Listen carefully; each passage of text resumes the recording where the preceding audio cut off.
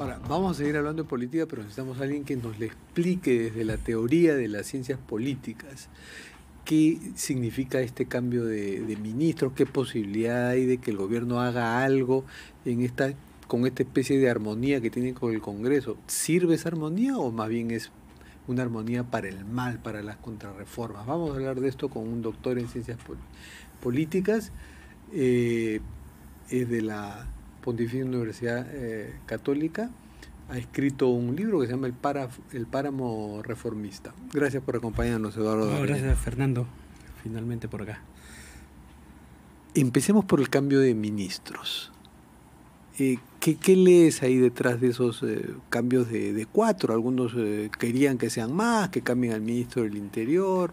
Qué raro, ¿no? Porque es el sector más criticado, tal vez, que no se haya cambiado ahí. Me imagino cambia alguna cosa, pero lo básico sigue igual, creo, ¿no? No son cambios estelares. Cambiar pequeñas cosas para que todo sea igual. Más o menos, ¿no? Yo creo que se ha llegado a una cierta estabilidad y balance con el Congreso, basada en esta muy baja popularidad. No hay que ser doctor en ciencias políticas para reconocer que estamos ante un gobierno y un Congreso con mucha legitimidad, ¿no?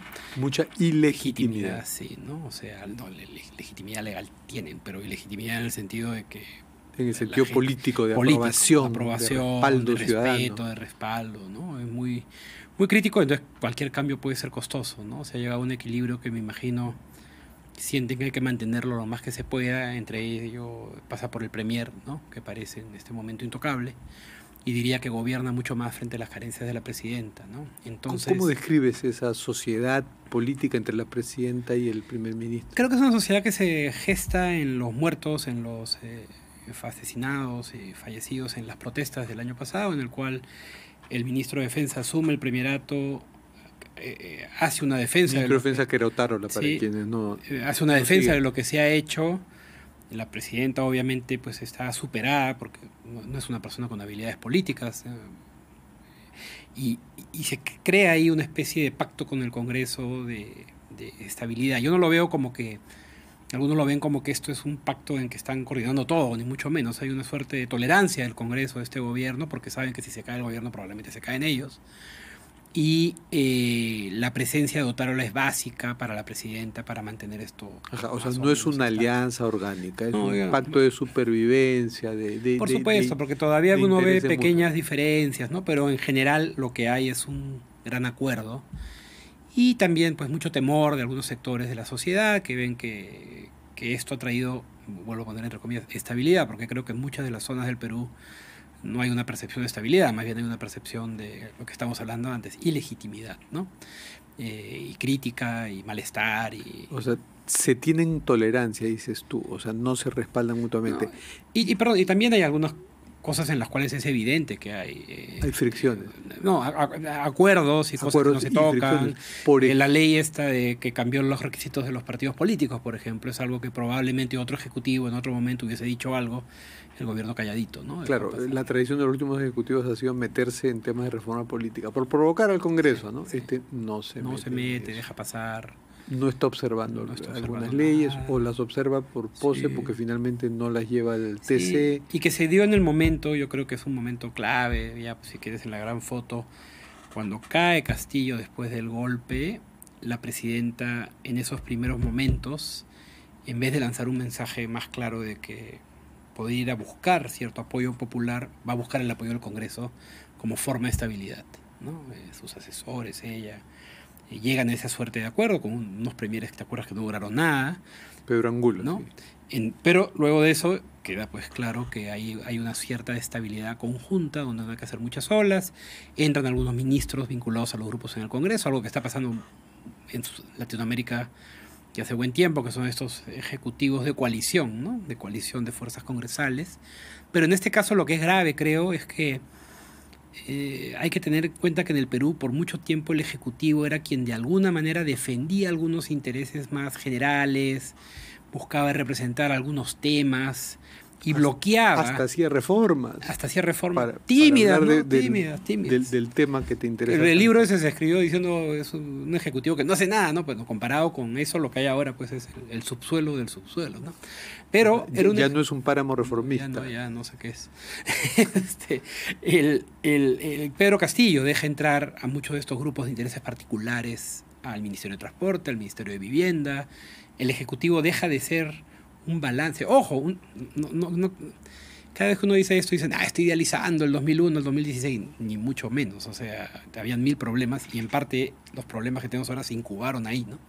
Pero sí era cierto que había ejecutivos que ponían límites a algunas de estas cosas y había dentro del Congreso... Y había congresos que ponían límites al Ejecutivo. Habían congresos de unos 25, 30 congresistas a través de las bancadas que podían conversar y limitar cosas que sabían que podían ser escandalosos porque eran intereses muy particulares. Eso se quebró. El Ejecutivo entraron otros de estos sectores y el Congreso, ese tipo de congresistas más centrados en lo programático, el mediano plazo. Piensen en nombres de personas que pararon el tema de la Orellana, que pararon el tema de Aerocontinente, que rompieron muchas de estas mafias. Ese tipo de congresistas se ha reducido. No quiero decir que todos sean corruptos y todos sean ilegales, informales, pero incluso los más programáticos ideológicos están atrapados en estas fake news, teorías conspirativas, cosas absurdas. La política pública... O sea, nos estás diciendo que extrañemos a Vitocho, que tuvo que ver... Por ejemplo, Vitocho es un caso, uno lo puede criticar, por eso el otro, pero se paró frente a Jenny Vilcatoma y allá no tanto. No tanto. No tanto.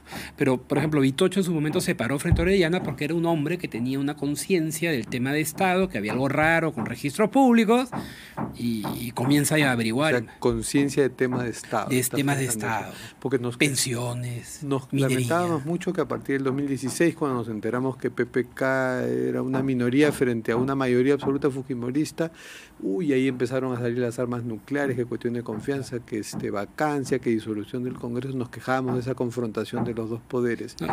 Y ahora nos quejamos de la aparente armonía. Es que creo que dentro de esas diferencias hay una continuidad muy fuerte, que se esconde a veces en torno a esta polaridad que también es real, pero que también se ha roto un vínculo de representación más amplio con la población, de decir, hay temas, políticas de determinado tipo, intereses mayores, y de alguna manera lo que tienes ahora son grupos con intereses muy pequeñitos, que al final son los que ganan, ¿no? Mercantilismo, que es un término que usa la propia derecha. Pero que además, ojo, en algún momento se criticaban los congresos anteriores por su cercanía al poder privado empresarial. Y de hecho, había en algunos casos cercanía al poder privado empresarial. Pero también había distancia, unidad nacional, digamos, ¿no? Era un partido de derecha, pero que también tomaba distancia frente a ciertos temas porque se entendía electoralmente, ¿no? Yo creo que del 2016 en adelante lo que comienza a ver son intereses muy pequeñitos. Y además intereses muy pequeñitos que a veces tienen que ver contra este establishment empresarial o lo formal o actividades económicas que pueden tener un impacto hacia el desarrollo, y comienzan a entrar otro tipo de intereses que se están generalizando. Claro, la agenda del Congreso... Universidades truchas, minería ilegal... Transporte como un tema... Los colectiveros, que ha sido un tema de agenda... Nos sorprendemos en Estados Unidos cuando hay estas muertes y decimos, ¿cómo es posible que no se regule más el tema de armas? En otros países de similar nivel económico no matan tanta gente. Mira lo que pasa con el transporte en el Perú. O sea, estamos teniendo masacres de escolares como las de Estados Unidos en las rutas del Perú, básicamente porque estamos llenos de transporte informal, que no pasa lo mismo en países similares al nuestro, que regula de mejor forma esas cosas. Y eso es porque está esos intereses del Congreso, lo dejaron entrar al Ejecutivo, y ir contra ese tipo de fenómeno requiere pues una construcción de una representación diferente. Y así vamos a llegar al 2026, con un gobierno que cede, que no le pone límites a estas agendas de pequeños grupúsculos del Congreso. Y que le tiene miedo al Congreso, y además polarizados, porque además de todo esto hay esta suerte de gran farsa en el cual constantemente escuchas a Cerrón y a algunos grupos diciendo que hay una gran conspiración de... Caviar. Bueno, caviar de ambos lados, ¿no? Pero digamos, ¿no? De empresarial y grandes poderes y Estados Unidos, y se rompe los intereses de Estados Unidos en todos lados, y ves en esta derecha pérdida constante de tiempo pensando que hay una especie de gran conspiración de Soros y el globalismo y no sé qué, pero basado en mucha ignorancia. O sea, finalmente lo que tienes es una clase política, y de nuevo, no quiero parecer idealizando el 2001 al 2016. Ni De parecer el ninguna que manera. dice que todo tiempo pasado fue mejor. Para nada, porque eran problemas, incubamos los problemas en ese tiempo. Pero esta clase política, creo que estamos perdiendo de vista por todos estos fuegos artificiales el gravísimo nivel de deterioro de cosas básicas del Estado, del funcionamiento cotidiano de la sociedad, crecimiento de estas actividades informales, ilegales. La informalidad no es igual a ilegalidad, pero comienza a aparecerse y a juntarse cuando las fuentes de financiamiento se tocan, cuando una es funcional a la otra, y creo que eso es lo que nos está pasando como país, ¿no? Ahora, no quiero sonar pesimista, ¿no? Ahora, pero te quiero preguntar por un tema Totalmente que no se suele asociar a todo esto cuando hablamos, es ante esta ilegitimidad del Ejecutivo y del Legislativo, de pronto uno se pone a ver a las autoridades locales y regionales y tienen más aprobación. Que los de nacionales, ¿sí? Y no le prestamos suficiente atención a eso. Y creo que cualquier intento de recuperación de representatividad, de reconstruir cosas y todo, pasa por también no ser pues completamente purista, ¿no? Y decir, bueno, el mundo en que vivimos es un mundo informal y legal y de la nada vamos a pasar a ser Dinamarca. No, sino que pasa por cómo trabajar para encontrar soluciones, alternativas. ¿De dónde va a salir el presidente o presidenta del 2026?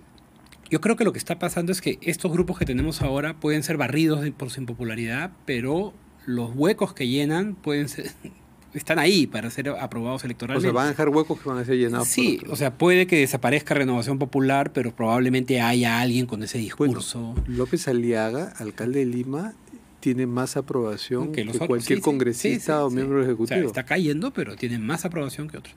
Imagínate, de repente Renovación sale. Y por ejemplo, esto de la guerra de los peajes puede estarle redituando políticamente. De repente. O sea, creo que su caída no ha sido como en otro caso de autoridades total, ¿no? Está en el 29, 25% y eso para el Perú es que después comparado a los otros que están con un dígito es bastante. Sí es cierto que ya fue sorpresa en la última elección y en el Perú generalmente cuando tu segunda elección ya no eres tan sorpresa, puede que no le vaya tan bien. Pero quiero decir, si no hay un López Aliaga, habrá alguien como López Aliaga llenando ese espacio. Si no hay un Perú Libre, habrá alguien como ese Perú Libre. ¿Y ya ves movidas en pro del 2026? Sí, no, sin duda creo que... Y hablan de alianzas que con más ahínco de lo que se hablaba en campañas anteriores. Ya, hasta Keiko Fujimori habla de alianza, que siempre le ha Lo que gustado pasa ir es que sola. hay un caso interesante peruano es que uno diría, oye, esto es irreal, eres poco popular, no tienes ningún peso, se ha desprestigiado, pero todo el mundo sabe que con 13% puedes estar en segunda vuelta. En el librito ese que tú mencionas yo decía, ¿no? Para la siguiente elección, 2021, el peligro es que ya con un 18% puedes estar en segunda vuelta. No fue 18, con 12% creo que Keiko llegó a segunda vuelta, ¿no? O sea, ya la fragmentación es tal que el incentivo es a lanzarte y ver qué pasa, ¿no? Y la impredictibilidad es más grande, pues. Es interesante, es una impredictibilidad de las caras, pero sabemos que el sur suele votar por un tipo de candidato, sabemos que Lima se está inclinando a votar cada vez más por estos candidatos de derecha, más... Ahí, por ejemplo, sí tengo la duda, ¿no? De Soto era un voto diferente a López Aliaga, pero sus congresistas actúan como los de López Aliaga. Yo creo que eso es no ver políticamente el espacio que pudiste haber llenado, ¿no? Pero el sur va a votar de una manera y este mundo más pragmático de APP, AP, Podemos, que tiene sus pequeñas redes y con 7% ya tienes una bancada pues razonable. O sea, podemos ir a una continuidad de fragmentación, pero también, para no dejar pues, creo que también hay formas en que se puede recuperar representación precisamente porque todo está tan golpeado. Tienes que ser imaginativos. Tienes que ser imaginativos. Que has hablado. O tienes que lanzar pues candidaturas interesantes, nuevas, que precisamente exploten todo esto que a un sector enorme de la opinión pública le está molestando. Bueno, ¿cómo lo haces? Muchas gracias, Eduardo. Gracias. Hemos llegado a la hora final del programa.